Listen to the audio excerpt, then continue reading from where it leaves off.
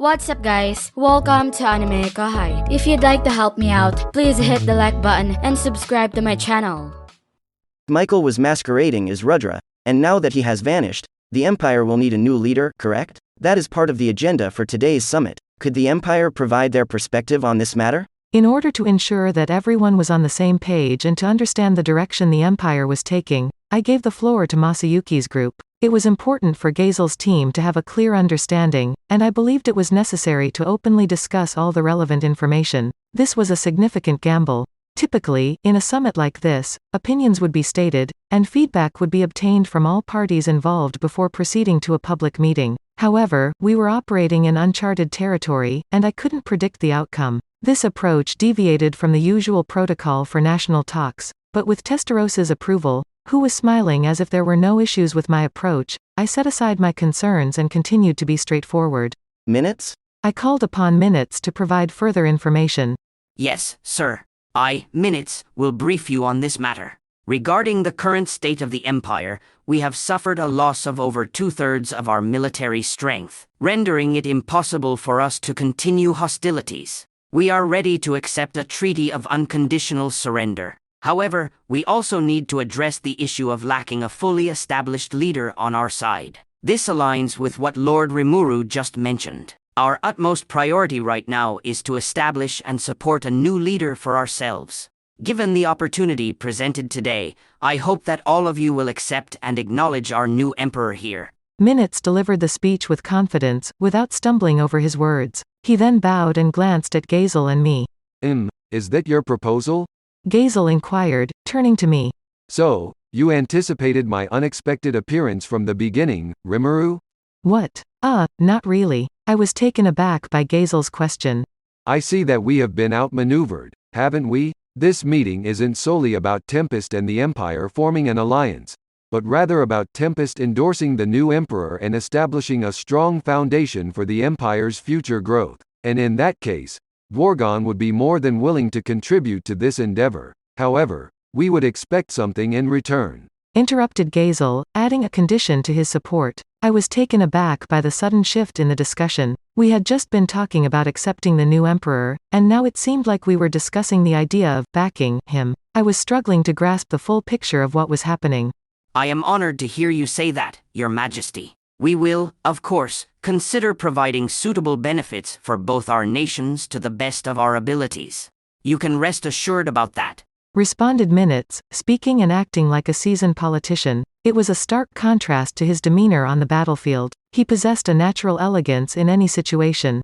Meanwhile, I was internally panicking, even though nobody could tell as I couldn't sweat. With Gazel's approval already given, it seemed that it was now my turn to speak. Benimaru and Rigard exchanged glances with me, and I nodded back at them before beginning to address the gathering. Sure, I also approve. Depending on how things unfold, I promise to provide our full support to the new emperor. I declared, trying to align myself with the decisions made so far. As my understanding caught up with the situation, I realized that my initial intention of supporting Masayuki aligned with the idea of providing aid as a nation. It was an opportunity to establish a stronger relationship and potentially put an end to future conflicts between our nations. Even if the outcome wasn't perfect, it would still provide stability for a considerable period of time. Planning for the distant future would be a task for the next generation. For now, we needed to focus on building the present. Thank you very much. I'm certain that His Majesty the Emperor is equally pleased to hear your words. Minitz expressed his gratitude, bowing once again. Personally, I didn't see the need for such formalities. Let's keep the conversation flowing. So, when you mention the new emperor, you're referring to Masayuki, right? Or should I be calling him Emperor Masayuki? I inquired, seeking clarification. Lord Rimuru? Oh, no, that's not a problem. I can continue calling you Rimuru, like before, right? Masayuki interjected, wanting to maintain the familiarity between us. Of course, Masayuki. It's difficult to determine the right way to address someone in moments like these. I responded warmly. Rimuru, I never realized you were so generous. I was practically holding my breath these past few days. Masayuki expressed his relief, clearly touched by my leniency. I understood the weight of Masayuki's solitary struggle in the midst of a war zone, without any allies to rely on. Velgrin's lack of concern for the Empire's common people and the nobility's preoccupation with their own affairs left Masayuki to bear the burden of anguish alone. That was why I had wanted to have a personal conversation with him, to discuss our respective paths and find a way forward together. Unfortunately, my attempt to convey that message through Shion had backfired. I had envisioned a more intimate discussion where we could sit down and contemplate our options. That was what I had desired, and I believed Masayuki felt the same way. However, there was no turning back at this point. Unfamiliar with formalities, I resolved to do things my own way. May I have a moment, everyone? Testarossa interjected, taking the initiative before anyone else could speak. Sir Rimuru, our leader, wishes to have a more informal discussion. I understand that we all have our respective positions to consider, but would you mind conducting this summit in a manner aligned with our own style? She proposed, addressing the gathering with a smile. I couldn't help but feel grateful for her support in this moment. Masayuki appeared pleased as well. Gazel smirked and shook his head, but he didn't voice any objections, and his subordinates followed suit. With that, the formal summit came to an end, and it was time to delve into the heart of the matter. Wow, I can't express my gratitude enough. I was actually going to stay silent the whole time. Yeah, I can totally relate. That's exactly what I wanted to do too. Such fools. We can't have leaders of entire nations behaving like that. You say that, Gazel, but you were once in the same position, right? Dignity and majesty are qualities that anyone can acquire, with experience. Jane, must you bring that up now? The tension instantly dissipated, and everyone quickly relaxed. Masayuki was now officially set to become the emperor, and we agreed that all three nations would support this decision. The remaining details were mere formalities. There was no need to be overly formal with each other anymore. Opting for a more casual approach, I asked the burning question on my mind. By the way, Masayuki, I'm thrilled that you'll be the emperor, but what about the imperial citizens? Will they accept it? We may be on board, but if the people aren't, we could run into problems, don't you think? Masayuki's eyes sparkled, indicating that he had the same concern. Exactly. It would be so awkward, wouldn't it? Your Majesty, if you could restrain yourself a bit. Calgurio attempted to rein him in, but Masayuki wanted to address this openly, and Gazel was willing to assist. And speaking of that, what are you planning to do about the lineage? Since you don't have Emperor Rudra's blood, I doubt the nobility will accept it. That won't be an issue, replied Velgrind. According to our imperial court law, the person designated by Velgrind, the protector dragon of the empire, shall be recognized as Emperor Rudra. Some may consider it an outdated law, but it is both the truth and the most crucial aspect of our traditions. Indeed, Agreed Minitz. Emperor Rudra has always reincarnated as the legitimate child of a noble lady. But throughout our long history, there have been those who attempted to replace him with impostors. The one who uncovered these crimes and punished the culprits is the Marshal, in other words, Lady Velgrind here.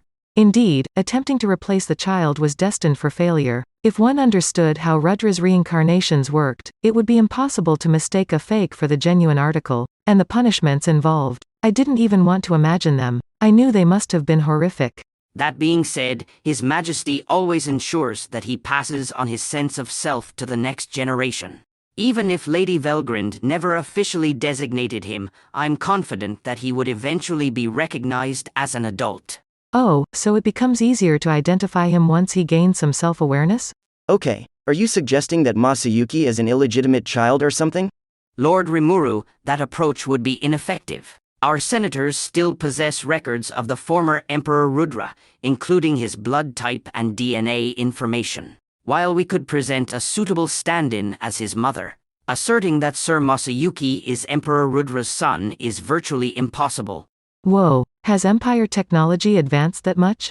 I thought it was a clever idea, but Minitz halted my thoughts. I had no idea this world had DNA testing.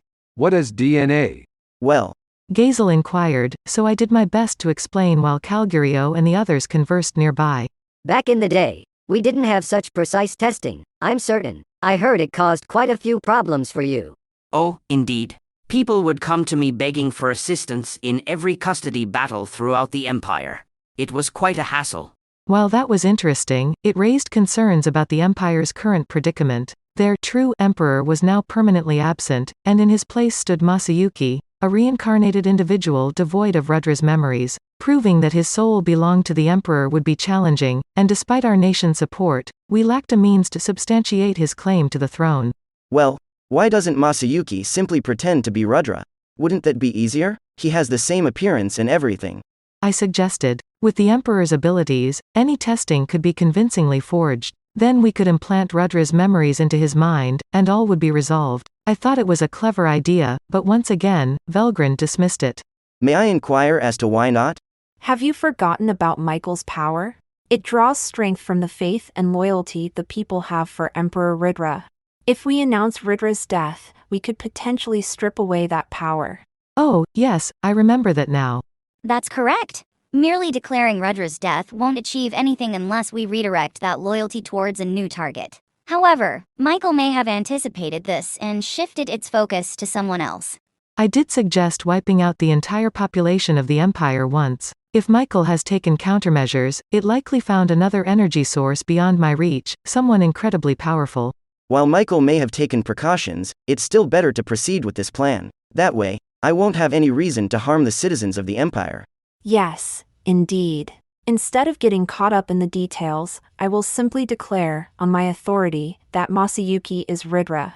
I doubt anyone would dare to object to that. I asked Masayuki if he was okay with it. Do you think it's okay? I'm not sure. I could tell he wasn't entirely comfortable with it, but he didn't have much choice. If you're not comfortable with it, Masayuki, you don't have to go through with it. Velgrind gave us a strangely gentle smile, a paradoxical expression that sent chills down my spine. But that's exactly how it felt. Oh, I'll do it. I've been hailed as a hero or something like that until now anyway, so another title won't make much of a difference. Masayuki's declaration came with distant, glassy eyes, as if his mind was in another realm. But he was resolute. Minitz and Calgario were pleased to hear it. They needed a new leader and symbol for the Empire to continue functioning, and I believed Masayuki was the right person for the role. With his appearance and skills, he would soon gain immense popularity. Alright, so we're all in agreement that the Empire will support Masayuki as the Emperor and take necessary measures to strengthen his position? Everyone nodded in my direction, except for Masayuki. That's it for this video, guys. Thank you for always watching my videos and supporting my channel. A big thanks to the AnimeKouhai patrons who made this video possible. Jared Bressler, Chad Vota, Chris Guzman, Havox, Speed Saber, Arijit Das, Curtis Loban, Judah Herrera, Just a Guy, Misael W. Hernandez, Zach Rossan, Jarius Ladek, Alfonso Smith, Stone Larone, Donald Williams, Moab A, Day of Light, John M, John Charles, Godman Gaming, Markithian Tidwell, Andre L. Hamilton, Adrian, Kumo, Sanketh Chelu, T. Bush, John L, Edgar Fuentes, JV, Dirty Old Hobo, Thomas, Jay, Christ, Juan Ignacio, Joshua Cousins, Jose Hernandez, Vethelny, Lunel Scarlett, Khaled, Christian Deshazer, Cal Robs, Divine C. Harris, Panda Cats, Aaron Alarcon, DeAndre Nance, Monty Boy 98, D-Man, Ruben, Yuki Iki, Gray, Chris Jr., Isaac, Koala King 93, Paul DeGrassi, Little 95, Quilly Buckner, Zephyros, Alver, Normal Defate, Joshua Andrade, L, Gary Miles, Dragon Spawn 666, J. Rule, Liel Tiram, Liron Sangkap, Lucas Gay, Jason Martin, Christopher Mash, Ekotski, Ethan Madison, Charles Bailey, Sky T, Diego Ginoza, Andre Hamilton, Jason Torres, Sesh, Guy Ansley, Simon Road, Emperor WSA, Mika Espinosa, George Hage, Pratik Bandari, Arod Dare, Faiz Mansour, Deriha Skerte, Jackson Early, Smexy, Carl Stephen Bernadal, Gareth Hashimoto, Steven Madison, Homelike Drop, Vasto Lord, Martin Ramos, Marl Barsha, Hansel Ortega, Efrain Hernandez, Luca Gaming WTF, William Locke, Jordan Mersha, Arion Booker, Kamal Luke, Alvin Quarty, Steven, Individual, Mose Choudhury, Jacob, Spencer Candila, Ian Sikibuyol, Thomas Wilgos, Potate, Kriza Camille Bobadilla. Thank you so much for helping out. I'll see you guys in the next video.